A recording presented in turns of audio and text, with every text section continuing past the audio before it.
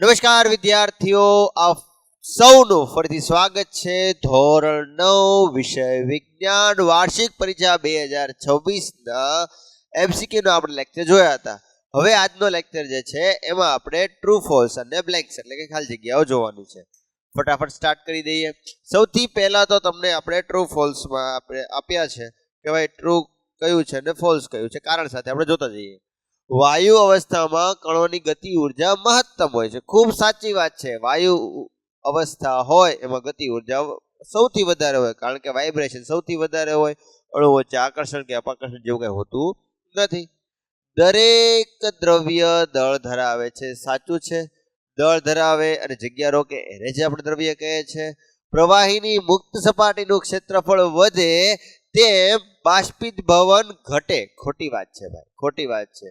સપાટીનું ક્ષેત્રફળ વધે, પવન વધે, તાપમાન વધે તો બાષ્પીભવન વધે. ખાલી એક જ એવું, ભેજ વધે તો બાષ્પીભવન ઘટે. વધુ પડતા પવનમાં કપડાં ઝડપથી સુકાઈ જાય. સાચું, કારણ કે વધારે પવન આવે બાષ્પીભવન વધારે થાય, કપડાં ઝડપથી સુકાઈ જાય. પ્રવાહીના પ્રતિ એકમ દળના કદને શું કહે છે? ઘનતા. પ્રતિ એકમ દળના કદને. ખોટી વાત છે. અહીંયા આગળ સૂત્ર યાદ રાખજો વિદ્યાર્થીઓ.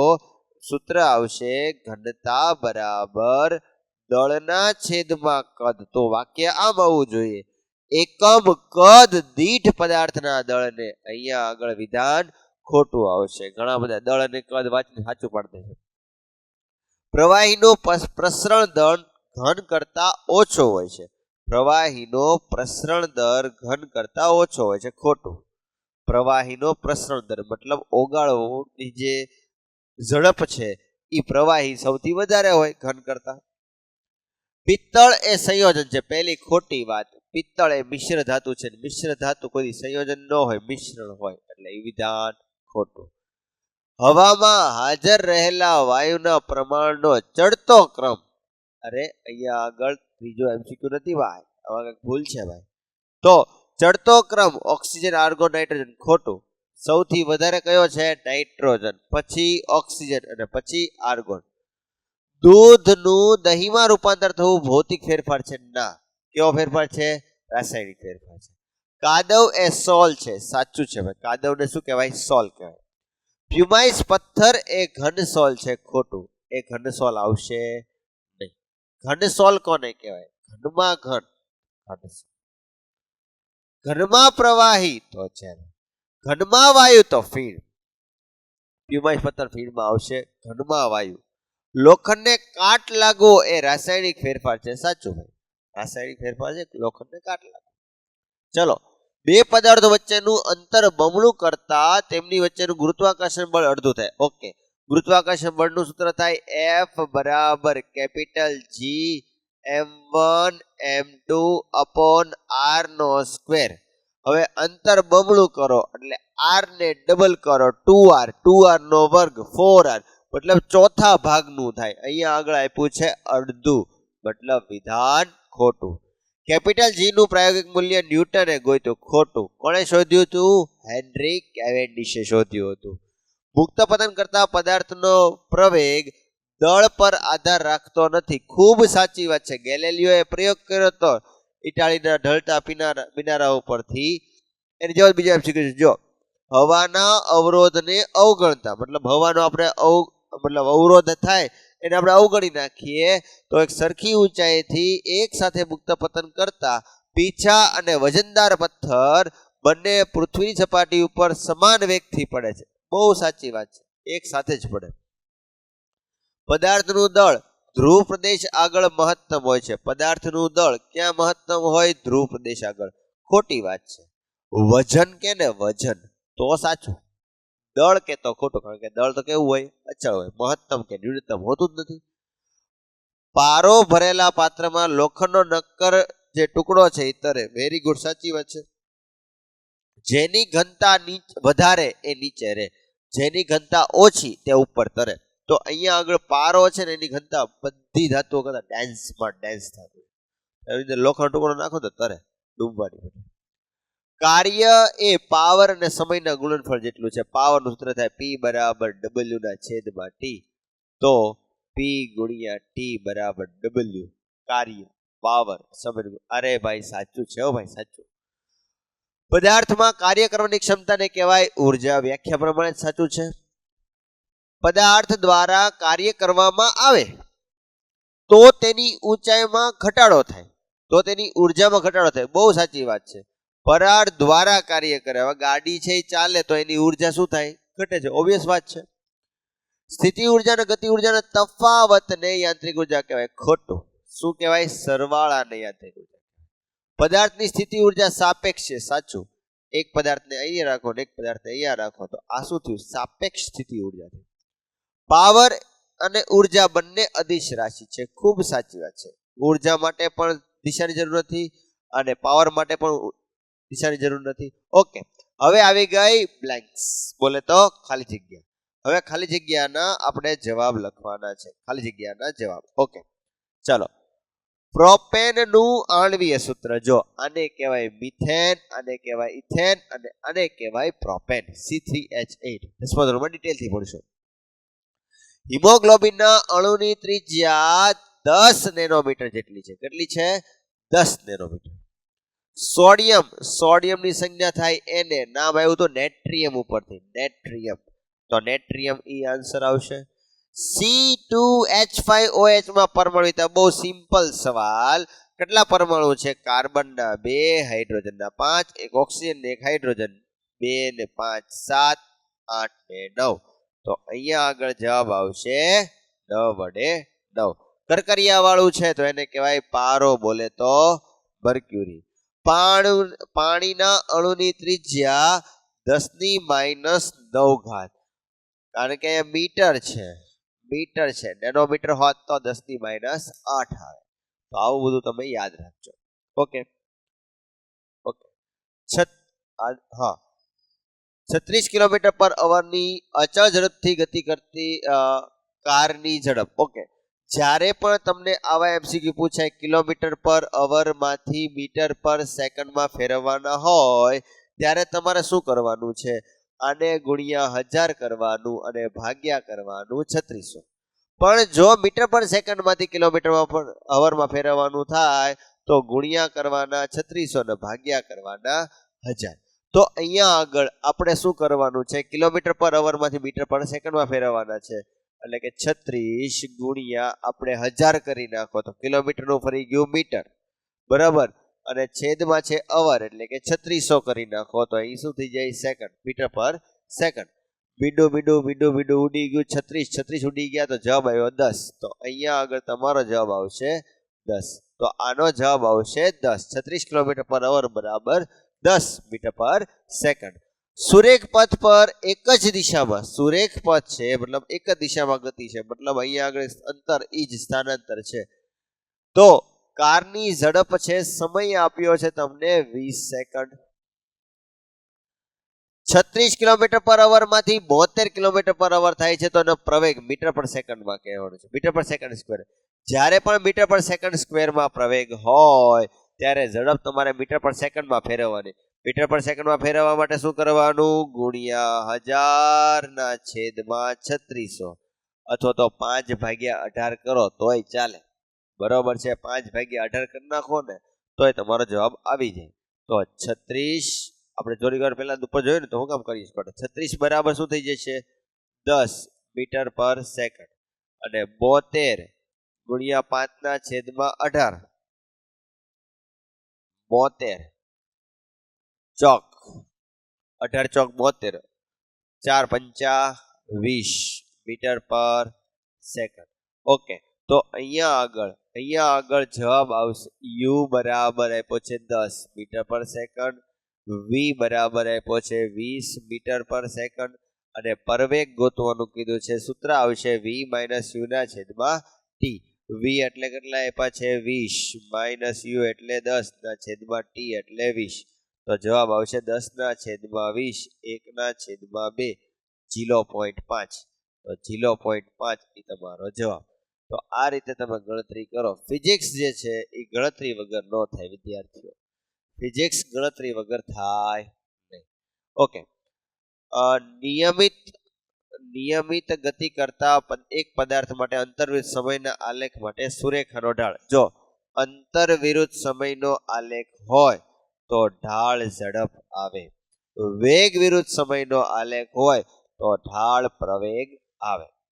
પછીનો સવાલ છે નિયમિત વર્તુળમય ગતિ કરતા. વર્તુળમય ગતિ એટલે શું? એક ચક્કર કાપ્યું પછી બીજું ચક્કર સમયના સરખા ગાળામાં સરખું. ધારો કે સમય ટી છે, આની ત્રિજ્યા છે આર, તો અંતર થશે 2πr/t અને આ થઈ ગયું રેખીય ઝડપ. તો v બરાબર શું થશે? 2πr/t. ઓકે. કારે કાપેલું અંતર કારમાં રહેલા ખાલી જગ્યા સાધનની મદદથી જાણી શકાય છે. કારે કાપેલું અંતર, તેમાં રહેલા અંતર પૂછે ને અંતર, તો ઓડોમીટર. અને ઝડપ પૂછે ને ઝડપ તો સ્પીડોમીટર. ઝડપ પૂછે તો સ્પીડોમીટર, અંતર પૂછે તો ઓડોમીટર. ભૂલ ન કરતા. પ્રવેગનો એસ એકમ, અરે ભાઈ અહીંયા આગળ જોયું તો ms-2. સર અહીંયા બબ્બે ms-2 છે, પ્રિન્ટિંગ મિસ્ટેક હશે, તમારે જે હોય સમજી લેવાનું. અંતર વિરુદ્ધ સમયના આલેખનું ઢાળ. પાછો અંતર વિરુદ્ધ સમયનો આલેખ આવ્યો તો અહીંયા આગળ વેગ. એ સર ક્યારેક તમે ઝડપ લખો, ક્યારેક તમે વેગ લખો. ભાઈ સદિશ હોય તો વેગ આવે, અદિશ હોય તો ઝડપ આવે. એક જ મૂલ્ય છે, કારણ કે આપણે સુરેખ પથ ઉપર તો ગતિ છે. ચલો, એક મોટરસાયકલની પહેલી 15 મિનિટમાં 40 km/h છે અને બીજી 15 મિનિટમાં 50 km/h ની ઝડપથી મોટરસાયકલ 30 મિનિટના સમયગાળામાં સરેરાશ ઝડપ. હવે સરેરાશ ઝડપની ફોર્મ્યુલા આવી છે.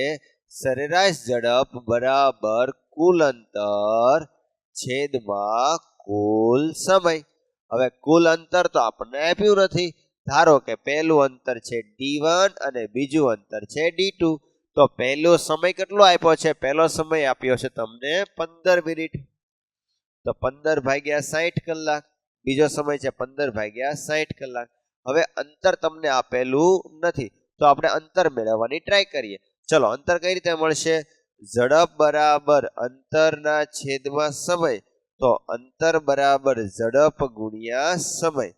તો પહેલું અંતર ગોતવું હોય તો d1 બરાબર v1 t1. ઓકે, તો v1 એટલે પહેલી ઝડપ કેટલી આપી છે? 40. જવાબ છે એમાં દેવાનો km/h માં, તો ફેરવવાની જરૂર નથી. તો 40 ગુણ્યા 15/60, કારણ કે 15 મિનિટ છે, મિનિટને કલાકમાં ફેરવો તો, અરે સર આ યાદ રાખજો, 1 કલાક 60 મિનિટ થાય. 1 મિનિટ બરાબર કેટલી કલાક થાય? હે એવું આવે? આ આવે 1/60 કલાક. એટલે 15 મિનિટ બરાબર 15/60 કલાક થાય. વત્તા બીજી ઝડપ કેટલી આપી છે? 50. 50 ગુણ્યા 15/60, આખાના છેદમાં 15/60 વત્તા 15/60. અને બીજું તો તમને છે ને, હવે બે માંથી 15/60 15/60 કોમન નીકળ્યો. 1 વત્તા 1 એટલે 2, તો શું થઈ ગયા? 40 વત્તા 50/2 એટલે કે 90/2 એટલે કે 45. આપ્યું છે કઈ? હા આપ્યું, જરૂર. અને જો આવું બધું ન કરવું હોય ને તો યાદ રાખજો, શોર્ટકટમાં સમજાવું. શોર્ટકટ, જ્યારે સમયગાળો સરખો આપેલો હોય, જો અહીંયા આગળ 15 મિનિટ છે, પહેલા 15 મિનિટ છે, પછી 15 મિનિટ છે, તો જે ઝડપ હોય એની સરાસરી લઈ લેવાની. સરાસરી એટલે શું? બેનો સરવાળો ભાગ્યા 2, એટલે જવાબ આવી જાય તમારો ડાયરેક્ટ. પણ કન્ડિશન એક, સરખા અંતર માટે નહીં, સરખા સમય માટે. ઓકે. નિયમિત પ્રવેગી ગતિ કરતા એક પદાર્થ માટે વેગ વિરુદ્ધ સમયના આલેખમાં મળતા ઢાળનું મૂલ્ય. જો વેગ વિરુદ્ધ સમયનો આલેખ હોય તો શું કહેવાનું? પ્રવેગ. અંતર વિરુદ્ધ સમયનો આલેખ હોય તો કાં તો ઝડપ કાં તો વેગ. ખાલી જગ્યા ભૌતિક રાશિના મૂલ્યની સાથે દિશા દર્શાવવી જરૂરી છે. મતલબ સદિશ રાશિ છે, ઝડપ અદિશ રાશિ છે, તાપમાન અદિશ રાશિ છે, સ્થાનાંતર જે છે એ સદિશ રાશિ છે. એક સ્કૂટર સવાર, મતલબ જે સાયકલ ડ્રાઈવર છે, 30 km/h ની અચળ ઝડપે સુરેખ માર્ગ પર 20 મિનિટ ગતિ કરે છે, તો તેણે કેટલું અંતર કાપ્યું છે? જો ભાઈ આપણે થોડીક વાર પહેલા જ આપણે સૂત્ર મેળવ્યું હતું કે ભાઈ ઝડપ બરાબર અંતરના છેદમાં સમય, તો અંતર બરાબર ઝડપ ગુણ્યા સમય.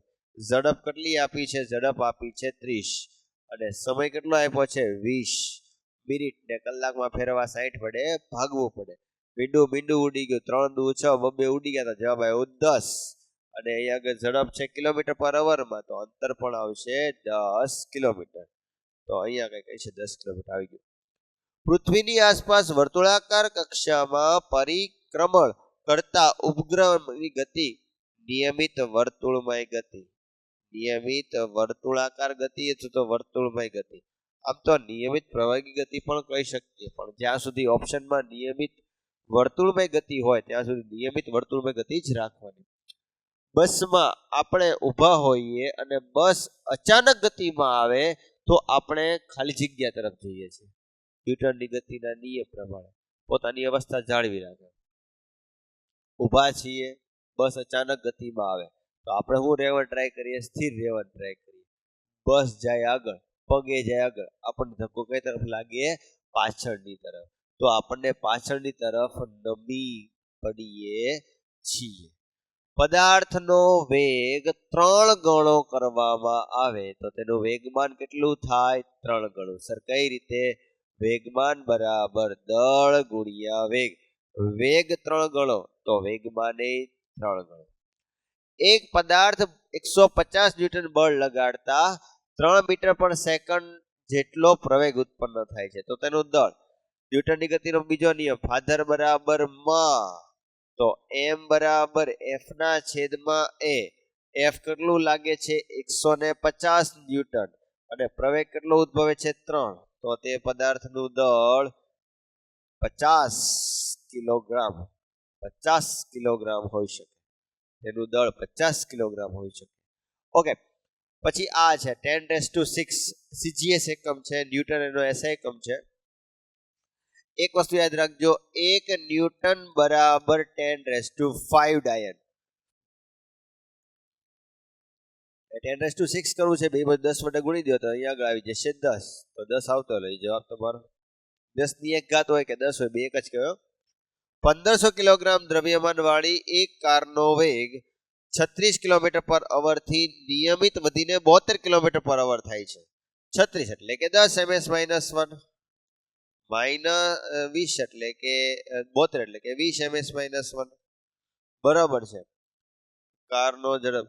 તો વેગમાનમાં થતા ફેરફારનો દર કેજી મીટર પર સેકન્ડ છે. વેગમાનમાં થતા ફેરફારનો દર. હવે જ્યારે પણ તમારે વેગમાનમાં થતા ફેરફાર ગોતવું હોય તો પહેલા તો વેગમાનનું સૂત્ર આવડવું જોઈએ. p બરાબર mv. આ અંતિમ વેગમાન કહેવાય કારણ કે v છે. પ્રારંભિક વેગમાન એટલે કે mu બરાબર છે. વેગમાનમાં થતો ફેરફાર delta p. p2 p1. p2 એટલે કે mv mu. m common, v u બટા ધડબડાટી બોલાવી દો. m એટલે કેટલા છે? 1500. v એટલે કેટલા છે? 20. u એટલે કેટલા છે? 10. તો 1500 ગુણ્યા 10 તો આવશે 15000 કેજી મીટર પર સેકન્ડ. તો તમારો જવાબ આવશે 15000. ખાલી જગ્યાનું જડત્વ સૌથી ઓછું હશે. આમાં સૌથી ઓછું કોનું વજન હોય? સ્કૂટર. સ્કૂટરનું દળ સૌથી ઓછું, જડત્વ સૌથી ઓછું. ખાલી જગ્યા તરંગનો શૃંગ અને ગર્ત. હવે શૃંગ અને ગર્ત એટલે આમ તો આ કયા તરંગો કહેવામાં આવે છે? લંબગત તરંગો. 1 એંગસ્ટ્રોમ 10⁻10 મીટર. કંપન કરતી વસ્તુને એક કંપન પૂર્ણ કરવા માટે લાગતા સમયને તેનો આવર્તકાળ કહે છે. સમયને કહેવાય આવર્તકાળ અને 1 સેકન્ડમાં થતા દોલનોને કહેવાય આવૃત્તિ. મૂત્રપિંડમાં રહેલી પથરીને બારીક કણોમાં તોડવા માટે પરાધ્વનિ મતલબ અલ્ટ્રાસોનિક સાઉન્ડનો ઉપયોગ થાય છે.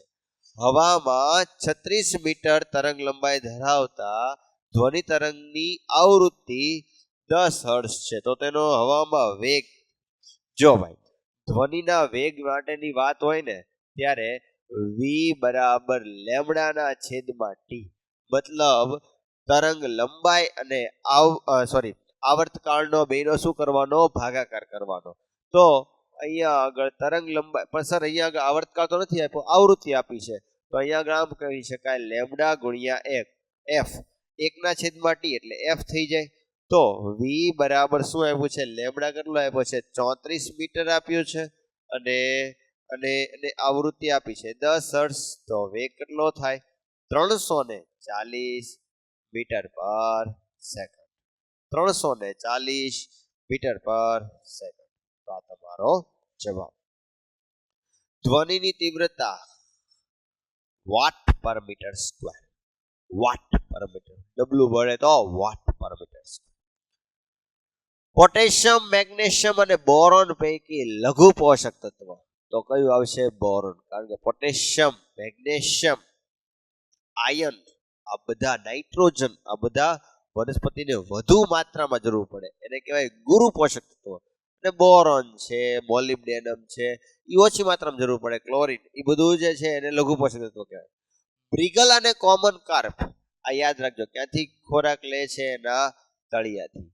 રવિ પાક, રવિ પાક શું છે, રવિ પાક, રવિ પાક બોલે તો શિયાળા ઋતુનો પાક, શિયાળા ઋતુનો પાક, શિયાળા ઋતુનો પાક, શિયાળા ઋતુનો પાક, શિયાળા ઋતુનો પાક, રવિ પાક. તો શિયાળા ઋતુમાં શું ખાવ ભાઈ, તમે મકાઈ ખાવ ને, ધબધબાટી બોલાવો ને, મજા આવે. મકાઈ નથી ખાતા સાહેબ, અમે તો શેરડી ખાઈ, શેરડી, શેરડી, શેરડી, શેરડી, શેરડી. ઓકે. મિશ્ર મત્સ્ય સંવર્ધનમાં તળાવના મધ્ય ભાગમાંથી કોણ ખાય ભાઈ, રોહુ. જો બ્રિગલ અને કોમન કાર્પ ક્યાંથી ખાય, તળિયેથી. મધ્યમાન ભાગમાંથી કોણ ખાય, રોહુ. પીનસ મોનોડોન, કેવો, મોનોડોન, એ શું છે, એક સમુદ્રી ઝીંગો છે. એ શું છે, સમુદ્રી ઝીંગો છે. જમીનની ફળદ્રુપતા ઘટાડ્યા સિવાય જમીનમાંથી મહત્તમ વળતર મેળવવા માટે ખાલી જગ્યા જરૂરી છે. પાકની ફેરબદલી, પાક બદલાવતા જાઓ તો જમીનની ફળદ્રુપતા જે છે એ સારામાં સારી મળતી જાય. તો આ સાથે આપણે ખરા ખોટા અને ખાલી જગ્યાનું સેશન પૂરું કર્યું છે. હવેનું જે સેશન છે એની અંદર આપણે શોર્ટ ક્વેશ્ચનની ચર્ચા કરીએ છીએ. ત્યાં સુધી વિદ્યાર્થીઓ, જય હિન્દ, જય ભારત.